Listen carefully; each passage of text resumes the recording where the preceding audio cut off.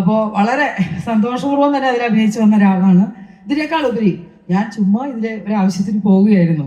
അപ്പോൾ അടൂർ, നമ്മുടെ സേതു അടൂർ എന്ന് പറഞ്ഞാൽ ആദ്യം ഓർക്കും നമ്മൾ സേതു അടൂർ തന്നെയാണ്. അത് ഞങ്ങൾ തമ്മിലുള്ള ഒരു ഇതെന്ന് പറഞ്ഞാൽ ഭരതേട്ടൻ്റെ പടം മുതൽ പാതയം മുതൽ സേതു, ഞങ്ങളുടെയൊക്കെ കൂടെ സേതു ചേട്ടൻ എന്ന് ഞാൻ പറയാത്ത എന്താണെന്നറിയോ, ഒത്തിരി പ്രായം കൂടുതൽ തോന്നുന്നുണ്ടെന്ന് വിചാരിച്ചതാണ്. എന്തായാലും വിളിച്ചു, എന്നോട് പറഞ്ഞു ഇങ്ങനെ ഒരു പടത്തിൻ്റെ ഓഡിയോ ലോഞ്ച് നടക്കുന്നുണ്ട്, ഇതുപോലെ സുന്ദരന്മാരായ ഒരു മോൻ നിൽക്കണുണ്ട്, അടിപൊളി, ആ കുട്ടി നല്ല രസമുണ്ട്, എല്ലാവരും പ്രിൻസ് എന്നാണ് പേര്, ആണോ പ്രിൻസ്? എന്തായാലും ഈ പടത്തിലൂടെ തന്നെ നല്ലൊരു ഭാവി ഞാൻ ആശംസിക്കുന്നു. ഇത് നിൽക്കുന്ന എല്ലാവർക്കും എല്ലാവിധ ആശംസകളും നേരുന്നു. പടത്തിൽ ഞാൻ അഭിനയിച്ചിട്ടില്ലെങ്കിൽ പോലും ഇങ്ങനെയുള്ള പടങ്ങളെല്ലാം നമ്മൾ വന്ന് മാക്സിമം നമ്മൾ റീച്ചാക്കാൻ ശ്രദ്ധിക്കണം. കാരണം ഒരു പടം വിജയിച്ചാലേ അടുത്ത പടം എടുക്കാനുള്ള പ്രചോദനം പ്രൊഡ്യൂസർക്ക് ഉണ്ടാവുള്ളൂ. അപ്പോൾ നമ്മൾ എന്ത് ചെയ്യണം? നമ്മൾ അഭിനയിച്ചില്ലെങ്കിലും ആ പടം വിജയിപ്പിക്കാൻ വേണ്ടി നമ്മളെല്ലാവരും ഒരുമയോട് കൂടി തന്നെ അതിനെ സപ്പോർട്ട് ചെയ്യണം. ഒരു പ്രൊഡ്യൂസർ ഉണ്ടെങ്കിലോ ഒരു നല്ല ഡയറക്ടർ. ഇപ്പോൾ എന്നോട് ചോദിക്കും, പ്രിയങ്ക ചേച്ചിയുടെ കഴിവ് മുഴുവൻ പുറത്തെടുക്കാൻ പറ്റിയിട്ടില്ലേ?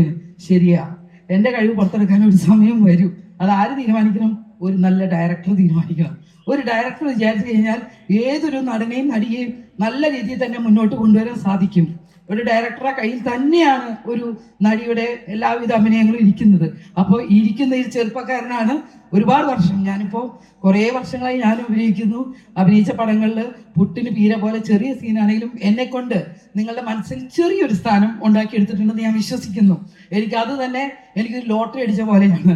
എന്തായാലും നിങ്ങളുടെ മുമ്പിൽ ഇതുപോലെ വന്ന് നിൽക്കാനും ഇവരെ എല്ലാം ആശംസിക്കാനും എനിക്ക് ചെറിയൊരു അവസരം തന്ന എൻ്റെ സേതു ചേട്ടനോട്, പ്രിയപ്പെട്ട സേതു ചേട്ടനോട് എല്ലാവിധ നന്ദി പറയുകയാണ്. മുന്നിൽ എൻ്റെ മഞ്ചിരിപ്പുണ്ട്. അമരത്തിലെ ഭരതേട്ടൻ്റെ പടത്തിലെ അഴകേ ഇരിക്കുന്നു ഫ്രണ്ടിൽ. പിന്നെ ഞാൻ പറഞ്ഞല്ലോ ഷൈനെ കുറിച്ച് എനിക്ക് ഒന്നും പറയാനില്ല. ഈ പടം സക്സസ് ആണ്. ഞാൻ കരുനാക്കുള്ള ഒരാളാണ്.